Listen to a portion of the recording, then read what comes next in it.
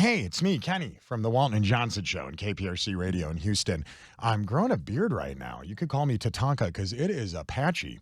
You want to talk about that? No? Okay, let's talk about this instead. Your president, Joe Biden, gets a lot of money from foreign oligarchs. Do you remember a few months ago, Joe Biden was asked this question by a journalist about a claim made by Representative Nancy Mace that he was receiving money, probably illegally, from these foreign entities. Bribery allegation. Congresswoman Nancy Mace says there's damning evidence in the FBI file that you sold out the country. Do you have a response to the congressional Republicans? Where's the money? Where's the money? I'm joking.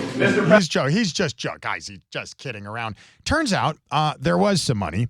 Hunter Biden wired $250,000 Beijing bucks to Joe's house. There's a report about this today at the Washington Examiner. After years of claiming the president never uttered a word with Hunter about his overseas business dealings, we now learn that Hunter, after divorcing his wife, moved into his father's home in Delaware and used the address of his dad's house as the location for wiring the money. I mean, you've got to admit, like, Hunter is sloppy, but this is extra sloppy. Here's a report at foxnews.com. Hunter Biden received wires that originated in Beijing for more than $250,000 from Chinese business partners during the summer of 2019, and it listed the Delaware home of Joe Biden as the beneficiary address for the funds. Now, not long ago, the Associated Press said that Republicans in the House were doing an impeachment inquiry where they were essentially going to consider impeaching the president with no evidence that he did anything illegal. This sounds illegal. James Comer, the House Oversight Committee chairman, released financial documents. He says back up the allegations that the Biden family received as much as $20 million from foreign entities, which begs a few questions. Number one, what were you getting paid for? Number two, why were you using pseudonym emails? We learned not long ago that one of Joe Biden's fake email address names was Robert L. Peters, a pseudonym the House Oversight Committee identified as something that he used quite a bit, which is amazing for two reasons. Why does Joe Biden need a fake email address with a fake name? And also, aren't you kind of impressed that Joe Biden knew how to send an email? I was surprised. That's the only part of this that was surprising to me.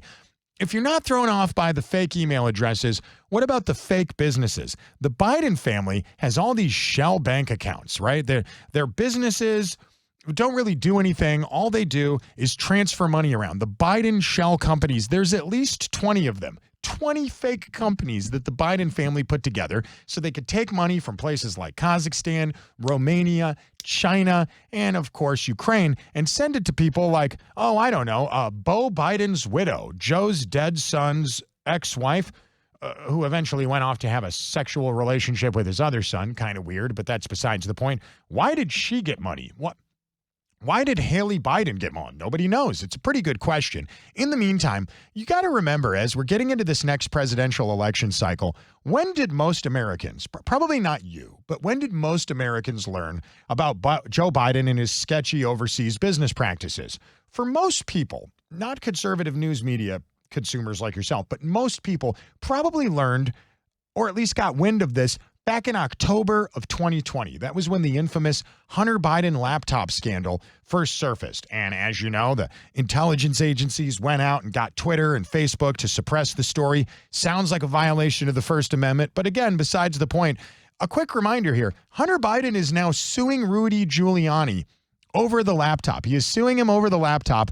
At least Hunter Biden is now admitting that the emails and the pictures and the documents are his, which I guess is progress, I suppose. Anyway, I'm Kenny Webster. Thanks for watching this video. Please, if you've enjoyed it, share, like, subscribe, whatever it may be, depending on what platform you're on. Have an awesome day. And don't accept bribes from foreign oligarchs. It's not a good look. Bad karma.